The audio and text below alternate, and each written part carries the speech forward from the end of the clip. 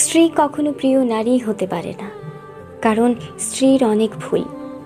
বেশিরভাগ লোককেই যদি প্রশ্ন করা হয় আপনার জীবনের সবচেয়ে প্রিয় নারী কে, স্বভাবতই অনেকেই উত্তর দেন মা।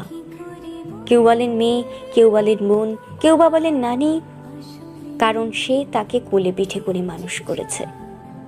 এমন অনেকগুলো সম্পর্কের কথাই উঠে আসে, খুব অবাক লাগে।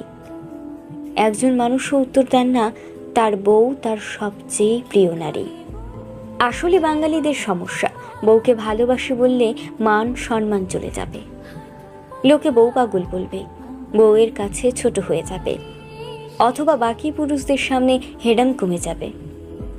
এমন একজন মানুষও কি নেই যার হাসপাতালে বেডের পাশে নির্ঘুম রাত কাটিয়েছে তার স্ত্রী, অথবা একসাথে জীবনের যুদ্ধটা করবে বলে বাবার বাড়ির অভিজাত্যকে দূরে রেখে স্বল্প বেতনের ছেলেটার হাত ধরে বাবার বাড়িটা ছেড়ে এসেছে।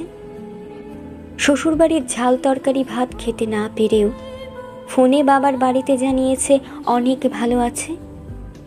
নাকি নিজের বিছানা, মায়ের রান্না, জন্মের পরের বাড়িটা সব ফেলে আসা অনেক সহজ, যার কারণে বউ কখনো প্রিয় নারী হবার যোগ্যতা রাখে না।